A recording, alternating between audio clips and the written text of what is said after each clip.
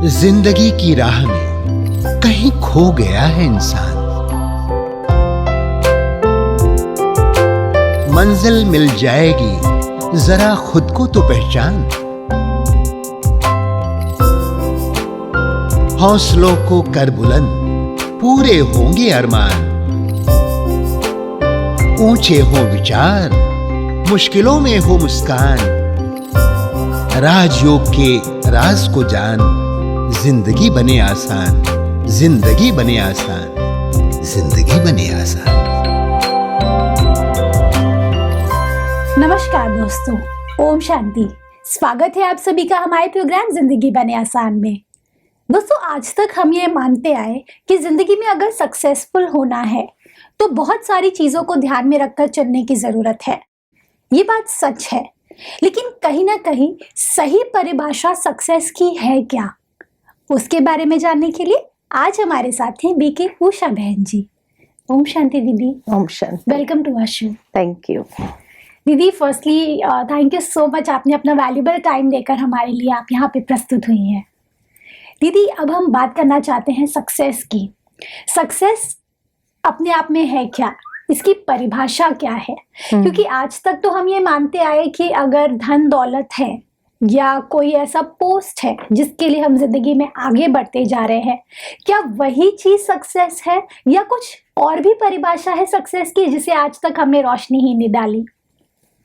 बहुत अच्छी बात आपने पूछी, क्योंकि एक बार हमारे सामने एक भाई आए थे जी। कोई फंक्शन था, तो उस फंक्शन में वो महाशय उपस्थित थे। उसके साथ बातचीत करते करते उसने मुझे कहा कि बहन जी, मेरे पास धन दौलत की कोई कमी नहीं है जी। मैं इतना सक्सेसफुल हूँ बिजनेस में, और मेरा बिजनेस जो है फार एंड वाइड है, कई कंट्रीज में मेरी ब्रांचेस है, एक्सपोर्ट करता हूँ। मेरे बिजनेस रिलेशनशिप्स हर एक के साथ दुनिया भर में इतने अच्छे हैं, लेकिन मुझे एक बात समझ में नहीं आई कि कहाँ मैं गलत हूँ कि जिंदगी में 3 बार मेरा डिवोर्स हो गया। मेरी फर्स्ट वाइफ मुझे छोड़ के चली गई, सेकंड वाइफ भी मुझे छोड़ के चली गई, और थर्ड वाइफ वो भी नहीं है। ओके। जो बच्चे थे, तीनों वाइफ अपने अपने बच्चे लेके गई। आज मैं इतना अकेला हूं और अकेलापन महसूस करता हूं जी। मुझे ये महसूस नहीं हो रहा है कि मैं कहाँ गलत हूँ। अगर मैं डिफरेंट कल्चर्स के लोगों के साथ रिलेशनशिप निभा सकता हूँ जी, तो मेरी पर्सनल लाइफ में मैं रिलेशनशिप में कहाँ रॉन्ग हूँ? करेक्ट। तो उसने मुझे यही पूछा कि मुझे ये नहीं समझ में आ रहा है कि मैं गलत हूँ, वो गलत है, कौन गलत है और कहाँ गलती हुई, करेक्ट है ना? कि आज मैं इतना अकेलापन अपने आप में महसूस कर रहा हूँ। माना इतनी वेल्थ होने के बावजूद भी मुझे जीवन में खुशी सुख नहीं है। अब उसकी जब ये बातें सुन रही थी तब मुझे महसूस हुआ, क्या इसको सक्सेस कहेंगे कि जिसकी पर्सनल लाइफ में सब कुछ होने के बावजूद भी वो इतना दुखी है? करेक्ट। क्या ये सक्सेस है? और जबकि वो अभी भी यही मान रहा है कि मैं इतना सक्सेसफुल हूं, लेकिन लाइफ में क्यों मैं सक्सेसफुल नहीं हो पाया, ये समझ में नहीं आया। तो आज दुनिया में लोगों ने सक्सेस सिर्फ इसी बात को ले लिया कि पैसा कमाना, धन दौलत होना, प्रेस्टीज होना, पोजीशन होना सक्सेस है। लेकिन ऐसे कई सक्सेसफुल लोगों के जीवन में अगर झांक करके देखते हैं तो कहीं ना कहीं बहुत दुखी है। तो सक्सेस की परिभाषा जो मैंने समझी है कि where there is sense of fulfilment, एक इनर सेटिस्फेक्शन है लाइफ से, कंटेंटमेंट। एक कंटेंटमेंट है। जी। शायद वो सक्सेस है, क्योंकि भौतिक रूप में सब कुछ होने के बाद भी अगर व्यक्ति दुखी है, स्ट्रेस्ड है, तो उसको तो सक्सेस नहीं कहेंगे ना। दीदी यहाँ पे थोड़ा सा मैं कॉन्ट्रडिक्ट करना चाहूंगी। आजकल की जो जनरेशन है, मैं उनका एक पर्सपेक्टिव सामने रखना चाहती हूँ। वो कहते हैं कि अगर जिंदगी में इच्छाएं ही ना हो तो हम जी क्यों रहे हैं। नहीं, इच्छाएं होना कोई बुरी बात नहीं है जी। लेकिन देखो, व्यक्ति को जीवन के अंदर जी। इच्छाएं जरूर होनी चाहिए कि उसको जीवन में आगे बढ़ना है, जी। जीवन में कुछ हासिल करना है, या पोस्ट पोजीशन प्राप्त करना, पैसे प्राप्त करना, ये कोई बुराई नहीं है। हाँ जी। सेटिस्फेक्शन का मतलब ये नहीं है कि अब मुझे जीवन में कुछ नहीं करना है। ये मतलब नहीं है सेटिस्फेक्शन या कंटेंटमेंट का। जी। लेकिन जहां मतलब व्यक्ति आगे भी बढ़ना चाहे, प्रोग्रेस भी करना चाहे, जीवन में उन्नति करना चाहे, लेकिन उन्नति के साथ साथ भौतिकता को प्राप्त करना कोई बुराई नहीं है। ओके। लेकिन एक ये प्राप्त करने के बाद एक फुलफिलमेंट तो हो कि हाँ मैंने हासिल किया, उसका सुख तो मिले। जी। आज जीवन में वो सुख नहीं है, शांति नहीं है, खुशी नहीं है। माना ये व्यक्ति बिजनेसमैन जो है, इतना सक्सेसफुल, सारे वर्ल्ड में उसके लोगों के साथ इंटरनेशनल लेवल पर उसके बिजनेस रिलेशनशिप्स है, डिफरेंट कल्चर्स, डिफरेंट बैकग्राउंड्स वाले लोगों के साथ वो अगर अच्छी तरह से कम्युनिकेट कर सकता है, सक्सेसफुल हो सकता है, कि उनके सामने अपने बिजनेस प्रपोजल्स जब वो रखता है और लोग उसकी बात को अप्रिशिएट करते हैं, और अप्रिशिएट करते हुए वो उनको स्वीकार करते हैं, आगे बढ़ते हैं। लेकिन अगर पर्सनल लाइफ को अगर देखा जाए तो पर्सनल लाइफ में उसको सेटिस्फेक्शन नहीं है। 3-3 बीवियां उसको छोड़ के चली गई, कोई बच्चे उसके साथ नहीं, तो आज उसको यही है ना कि ये जो मैंने इतना बड़ा एम्पायर खड़ा किया, मेरे बाद कौन, व्यक्ति को ये तो रहेगा ना कि मेरे बाद कौन संभालेगा जी। और कौन देखेगा, या क्या मैं ये एम्पायर बंद कर दूं, खत्म कर दूं, क्योंकि उसके पास इतना इनफ है जो उसकी जिंदगी तो चल सकती है। तो यहाँ इतना बड़ा जो एम्पायर उसने खड़ा किया, किसके लिए?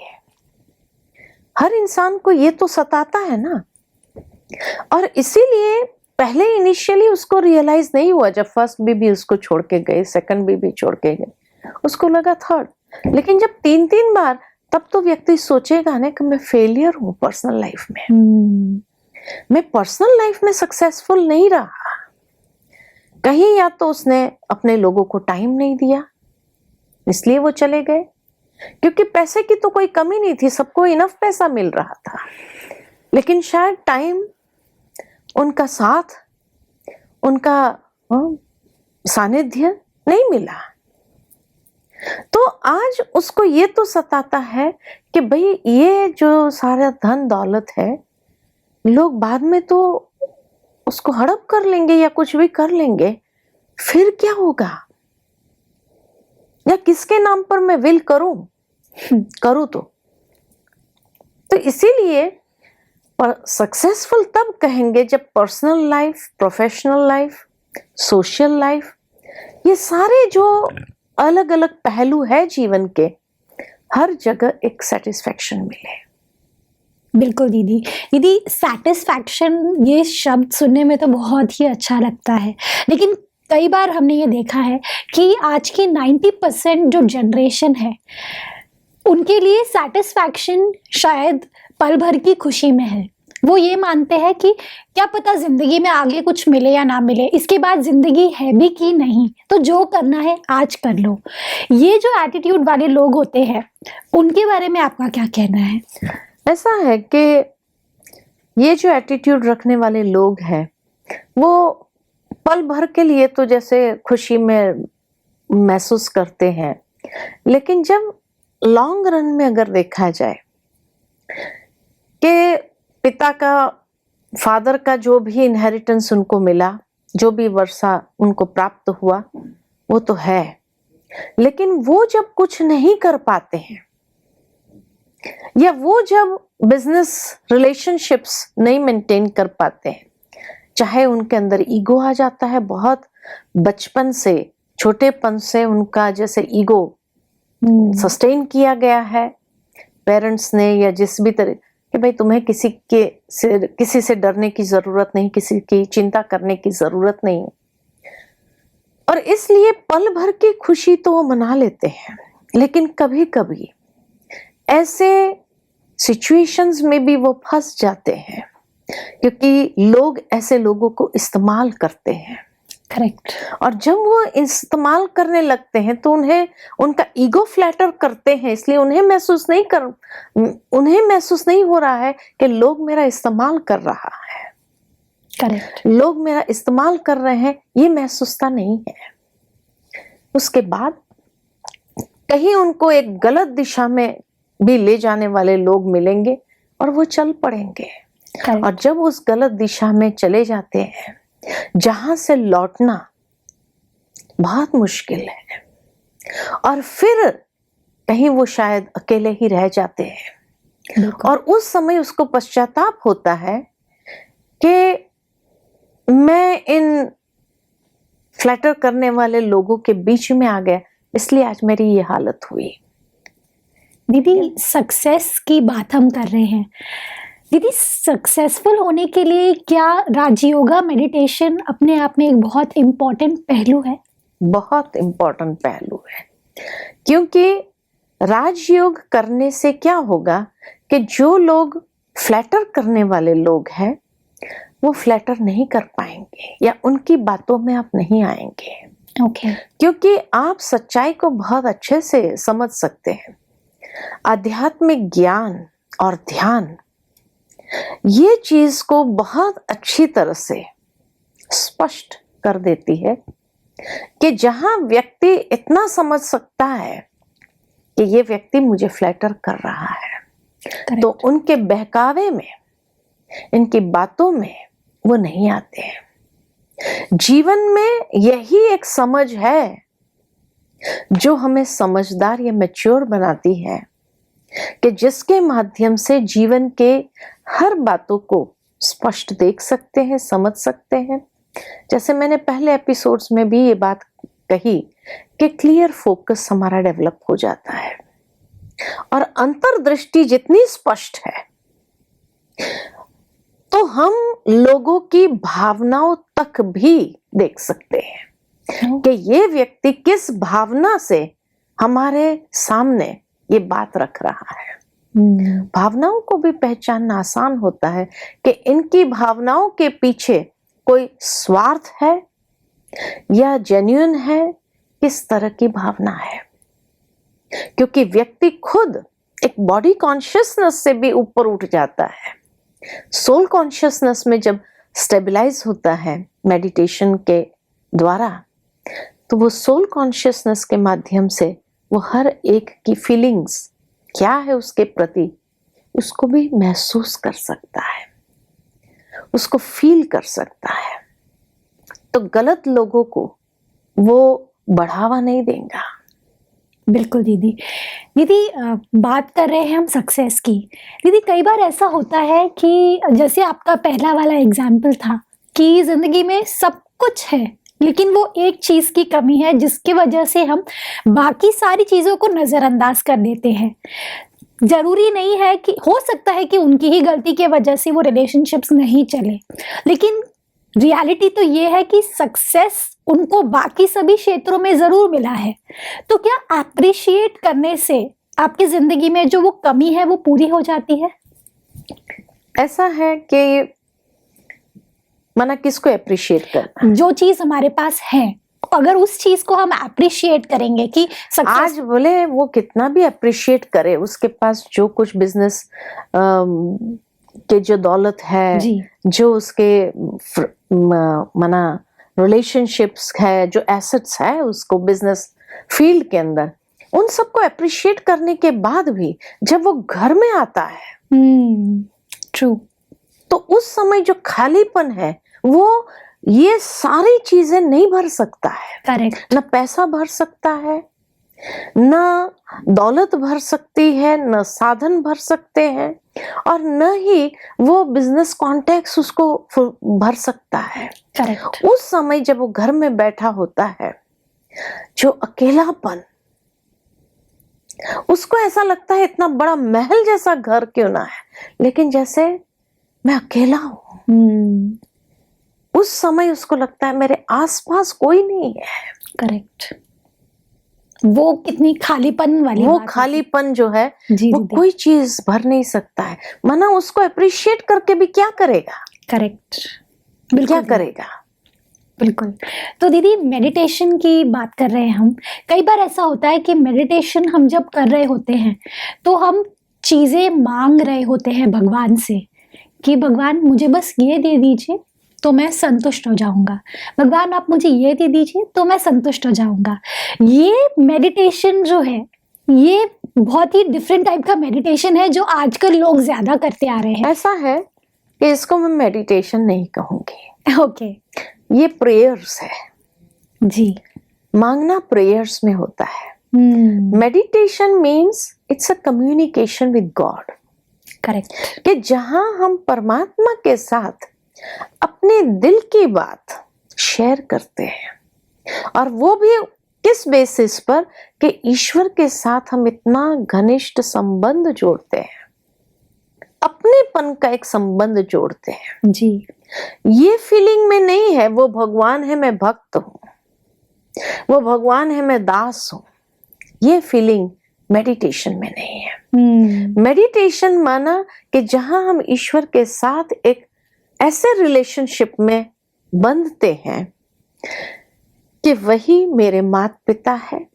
माना जो आज तक एक प्रार्थना में गाया त्वमेव माताश्च पिता बंधुश्च सखा, जी, तो वो माता भी है, पिता भी है, बंधु भी है, गुरु भी है, शिक्षक भी है।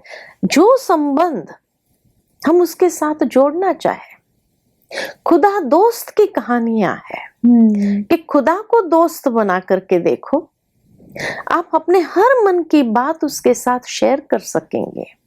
और जब उनके साथ वो बातें शेयर करते हैं, वो भी ये एहसास देता है और आपकी हर बात का जवाब भी मिलता है। जीवन के अंदर जो बातें आती है उसके आधार से हमें जवाब भी मिलता है कि उस वक्त हम ये समझ जाते हैं ये उसी ने जवाब दे दिया मुझे। कल जो मैंने प्रश्न किया था आज उसका जवाब मिल गया, और उस समय बहुत खुशी होती है। कभी कभी इंट्यूशन में वो बातें आती है, कभी कभी फिजिकल लेवल पर कोई ना कोई आकर के बता के जाता है, ऐसा रियलाइज करा के जाता है। कभी कोई सिचुएशन के माध्यम से हमें रियलाइजेशन मिलता है, उसका बताने का तरीका अपना है, उसका आपके साथ कम्युनिकेट करने का तरीका अपना है, लेकिन जवाब मिलता जरूर है। बिल्कुल। और जब उस जवाब को हम सुनने के अभ्यासी हो जाते हैं तब शायद हम मेडिटेशन को वे ऑफ लाइफ बना सकते हैं, कि तब हम उठते बैठते चलते फिरते भी उससे वो कम्युनिकेशन कर सकते हैं, वो कनेक्शन एस्टैब्लिश कर सकते हैं। तो मेडिटेशन माना मांगना नहीं। इनफैक्ट मेडिटेशन में हम यही कहते हैं मांगने से मरना भला। बहुत अच्छा। मांगने से मरना भला। ईश्वर के पास भी मांगे क्यों हम? मैं समझती हूं कि आज एक बच्चा है जी, बच्चा अगर योग्य है, पात्र है ना, तो माँ बाप निश्चिंत हो जाते हैं। ट्रू। उनको मालूम है कि उसको जितना भी धन देंगे ना वो डबल करेगा, इतनी उसके अंदर क्षमता है। खुशी से सब उसके हवाले कर देते हैं। लेकिन अगर बच्चा कुपात्र है, सुपात्र नहीं है, तो माँ बाप को सोचना पड़ता है कि उसको अगर सारी धन दौलत दे देंगे, ऐसे उड़ाकर खत्म करेगा, नाम भी डुबोएगा वो दूसरा। तो फिर पिता एक ट्रस्ट बना के जाता है, जिस ट्रस्ट में से उसको थोड़ा थोड़ा यूज करने के लिए मिलता है। अगर पिता की सारी प्रॉपर्टी चाहिए मुझे, मैं अपने आप को पात्र बनाऊं। करेक्ट। जितना सुपात्र उतना सहज प्राप्त होता है। ठीक इसी तरह अगर ईश्वर से भी मुझे मांगना नहीं है, मुझे प्राप्त करना है, तो मैं अपनी पात्रता इतनी बढ़ा दूं कि भगवान भी छप्पड़ फाड़ के देना चालू करे। दिस इज सो ब्यूटीफुल दीदी, आपने एकदम ये हमारी जो कंफ्यूजन थी मेडिटेशन को लेकर के, ये सबसे पहले क्लियर हो गई है। क्योंकि अगर मैं बात करूं भगवान के साथ में कनेक्शन जोड़ने की, कई बार ऐसा देखा गया है कि भक्ति जो ज़्यादा करते हैं वो कई बार खुशी के मारे भगवान के सामने उनके आंसू भी निकल आते हैं कि मुझे आपने कितना दिया है। बिल्कुल। और मेडिटेशन ये भगवान के साथ कनेक्शन जोड़ने की बात है। साथ ही साथ दीदी अभी अगर हम सक्सेस की बात करें, सक्सेस में दीदी सही परिभाषा, अभी तक हम थोड़े से कंफ्यूज है कि सही परिभाषा क्या है सक्सेस की। अगर हम ये जान लें तो हम छोटी मोटी बातों से ऊपर आ जाएंगे। माना इसीलिए मैंने कहा कि सक्सेसफुल माना मुझे अपने जीवन के हर पहलू से एक फुलफिलमेंट जी दीदी प्राप्त हो, जहां मुझे उसका सुख प्राप्त हो। ओके। और उसके साथ साथ इतने हम उमंग उत्साह में भी आए कि हम और अधिक प्रगति भी करें जी लेकिन सुपात्रता के साथ। जी दीदी। अगर व्यक्ति कुपात्र बनने लगता है, कई बार हम दुनिया में देखते हैं कई सक्सेसफुल लोग भी मिलेंगे आपको जिसके पास धन दौलत आदि सब कुछ है। हो सकता है कि पर्सनल लाइफ में भी उसके पास सब कुछ हो, सेटिस्फैक्शन है, और इसीलिए व्यक्ति वो जो उसकी सुपात्रता थी वो छोड़ देता है, कुसंग में आ जाता है, खाना पीना जुआ ये वो Correct. खेलना चालू करता है। तब कई बार लोगों को ये भी सवाल आता है कि क्या दुनिया में जितने भी पैसे वाले बुरे काम करने वाले, क्या वो सुपात्र है भगवान की नजरों में? नहीं, सुपात्रता थी तभी उन्हें मिला। करेक्ट। लेकिन अभी क्योंकि कुपात्रता आ गई है, माना भगवान ने एक विश्वास के साथ दिया, करेक्ट। लेकिन वो विश्वास वो भरोसा हमने तोड़ा। करेक्ट। तो उसके बाद जो गिरती कला है वो भी बहुत जल्दी होने लगती है। दीदी आज आपने बहुत बड़ा राज हमारे लिए खोला है कि जरूरी नहीं है कि अगर आपके पास धन है, दौलत है, घर है, अच्छी लाइफस्टाइल है, साथ में रिलेशनशिप्स भी अच्छे हैं, सब कुछ है, लेकिन अगर अंदर में वैल्यूज नहीं है, पूरी तरह से भगवान के साथ कनेक्शन नहीं है, तो भले आपका आज तो रोशन है लेकिन कल की कोई गारंटी नहीं है। बिल्कुल दीदी। क्योंकि हो सकता है कि पूर्व जन्म के कोई पात्रता थी, इसलिए भगवान ने भरोसा के साथ जैसे आपको दिया छप्पड़ फाड़ करके, लेकिन क्योंकि इस जन्म में नहीं वो पात्रता को मेंटेन किया, वो विश्वास को हमने तोड़ा, तो उसके बाद जो गिरती कला है उसमें से कोई नहीं बचा सकता है। बहुत अच्छा दीदी, ये बहुत ही रेवलेशन से भरा एपिसोड था। आज हमने बहुत सारी बातें जानी, जिसमें मुझे सबसे इम्पॉर्टेंट बात ये लगी कि अगर जिंदगी में सेटिस्फैक्शन नहीं है तो कुछ भी नहीं है। जी, थैंक यू सो मच दीदी, thank you for coming in the show. ओम शांति। ओम शांति।